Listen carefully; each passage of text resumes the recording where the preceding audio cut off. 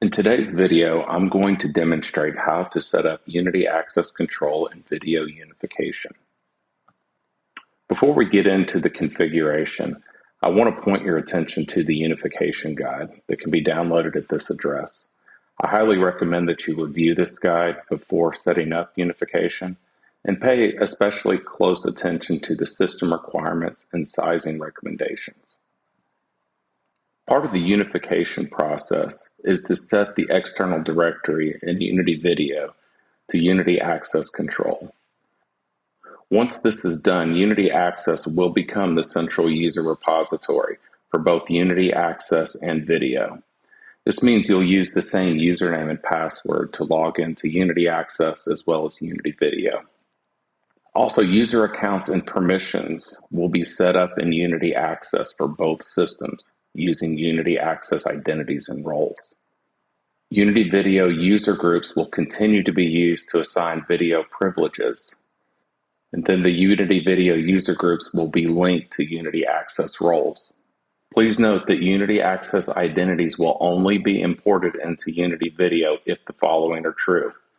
The identity must be a member of a role that is linked to a Unity Video user group, and the identity also has to have a login and password set in Unity Access. Finally, local usernames in Unity Video and the Unity Access usernames must be unique. Okay, a few notes on Active Directory. So if you're currently using Active Directory for the external directory in Unity Video, please be aware that this configuration will need to change. In the new configuration, Unity Access Control will be the external directory. Going forward, Active Directory authentication will be handled by Unity Access. This may require that you set up both remote authentication and the LDAP collaboration in Unity Access if these are not already set up. In this demonstration, I will not be covering configuration of remote authentication or LDAP collaborations. And finally, once unification is set up, Unity Video users will need to manually enter their Active Directory credentials at the login screen. The Use Windows Credential option will no longer work after configuring unification. Okay, so let's get started. We will begin unification setup in Unity Access.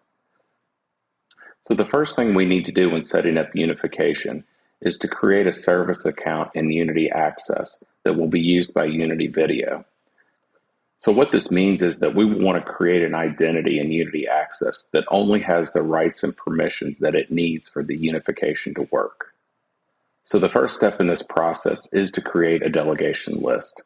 So let's go to Roles, and then we'll go to Delegations. Okay, so there is an existing delegation list called ACC Administrator that you can use. I chose to copy this delegation list, and then I named it Unification Delegation List. This is completely optional.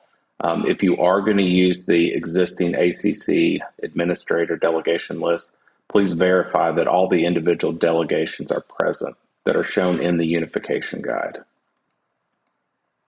So I'm going to open up my delegation list so you can see the individual delegations. Once you move all of the individual delegations over to the Members column, click Save. Now the next thing I need to do is create a routing group. So this is not already set up for you, so you will need to create a new routing group. Now once you create the routing group and save it, these additional tabs will appear here, and you'll want to go to Event Types, and you'll want to add these event types. Now there's one additional event type that I've added, which is User Audit. This is optional, you do not have to add this. However, it does allow more information to be displayed in the verification screen that I'll show you later. Then finally, make sure that your routing group is installed, and click Save. And then we need to put the delegation list and routing groups into a role. There is an ACC Administrator role that you can utilize. I chose to create my own role, so let's open that up. So if you do create your own role, make sure you set it to never expire and make sure you check installed. Then once you save that, these additional tabs will appear. Go to the Delegate tab, and then select the delegation list we created in the previous steps, and move it over to Members, and click Save. And then the final task is to go to the Routing tab, and select your routing group and move it over to the Members, and click Save. Now we need to create an identity. So let's go to Identities. I've already created one here. If you need to add an identity, you can go up here and click on Add Identity. When you create an identity, you need to make sure you at least include a last name. So I've used Unification here. And then you'll want to make sure that you uncheck the Force Password Change option. You want to make sure that multi-factor authentication is not checked. And then finally, you'll want to enter a username and password. And make note of this information because you will need it in later steps. And then click Save. Once that is done, we can move to Unity Video. So once you open the Unity Video client, make sure you log in with an administrator account. And now that I'm logged in, let's go to our site, right-click on it, and select Setup. And the first thing we're going to want to do is make a connection back to Unity Access. So let's go to the Access Control button here. And then we're going to enter the IP address, port, as well as the username and password we created in the previous steps. Now this message you will see, it will ask you to trust the SSL certificate of the Unity Access server. And now that I've clicked that, I have made the connection. You can verify that by clicking on this button again. And if the disconnect option is there, you know that you're connected. Now, after you make that connection, there'll be a new option over in the menu, Unity Access Control. If I click on that, this will allow me to link cameras and doors together. So let's click on Create Link. I'm going to select a door for my access control system. I'm going to pick my front door. And then I'm going to select one or more cameras. In this case, I'm just going to select one camera. Now you can continue to create more links from here. I'm just going to go ahead and proceed to the next step. So I'm going to go back to Setup. I'm going to click on my site. And now I'm going to go to Users and Groups. And then go to External Directory. And I'm going to change None to Avigilon Unity Access. Now this is where I'm going to link Unity Access roles to Unity Video user groups. So I'm going to click on Add Group. These are the default groups from Unity Video. If you've created any additional groups, they will appear here as well. So I'm just going to grab the Administrators group. I'm going to click OK. And now I'm going to link that to a role. In this case, I'm just going to link it to the Super Admin role. I'm going to click OK. And now that I've done that, any user that's a member of the Super Admin role and also has a login and password assigned to them in Unity Access will be imported into Unity Video. Now this may not be instantaneous. You may have to wait a few minutes to see this, but you can see on my system it's already populated. In this case, my account, which is R. Foster, that came from Unity Access. A few other things that we can configure is alarms and rules. So let's walk through one example. I'm going to create an alarm that's going to be triggered by an access control event. So to do that, I'm going to go down to External System Software, and then I'm going to click Next. And then I'm going to select the camera I want to open when this alarm is triggered.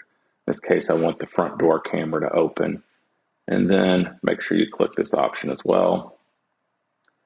And click Next. And then I need to select who will receive this alarm. So I could select my individual user account, or if I want it to go to all people that are a member of the Super Admin role, I could select that as well. So I'm going to click Next. Then I'm going to click Next again. I don't need any of those options. And I'm going to give this a name. And finally, I'm going to click Finish. And now I want to create a rule that will trigger that alarm. Now you'll notice when you go to do your rule setup, there's additional events down at the bottom. So if I collapse these other menus and go down at the bottom, you're going to see access control events. So I'm going to select door forced. Now when I set that up initially or check this option, it's going to say when any door is forced. I want a specific door, so I'm going to click on any door here, and I'm going to change this to any of the following doors, and I'm just going to select the front door in my example. And I'm going to click next, and then I need to select which actions I want to occur. Of course, you can use any combination of these options. In my case, I'm just going to trigger the alarm.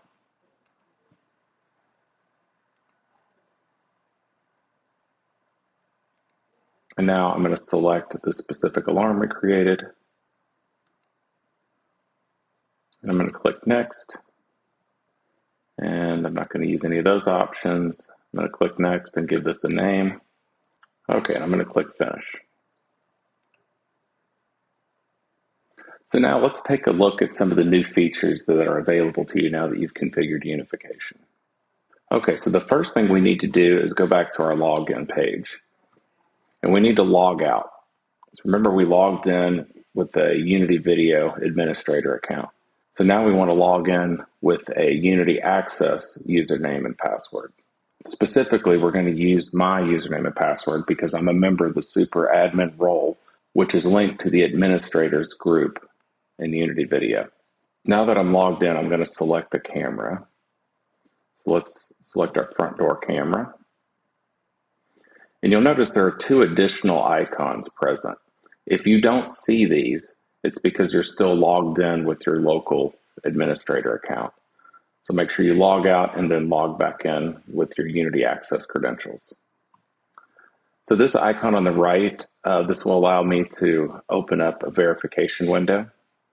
And this verification window is for the access control door that's linked to this camera. In this case, it's the front door. So this will show me any access control events that occur at this door. So one example is we can use the door grant feature, which is available up in the left-hand corner. So I can go here and select front door, and you'll notice that the door unlocked and the event indicating that I unlocked the door will show up. So now I'm going to present a credential to the reader. And then I'm going to simulate opening the door and closing the door. And you're going to notice that those events also appeared in the verification window.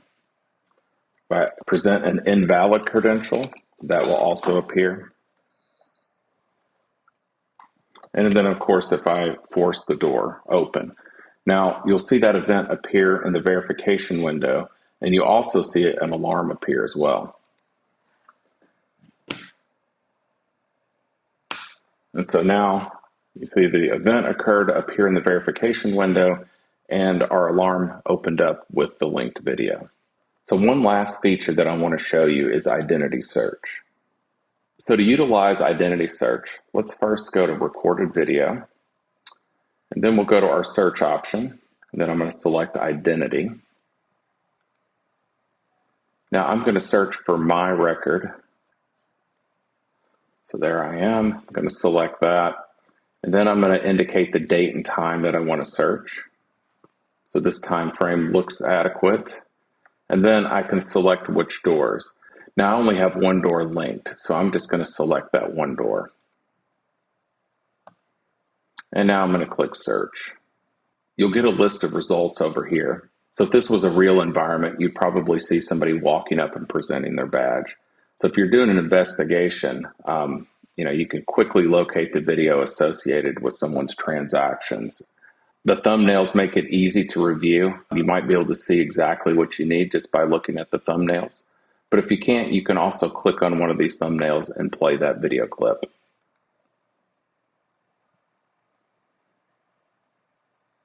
So that concludes today's demonstration. Thank you for watching.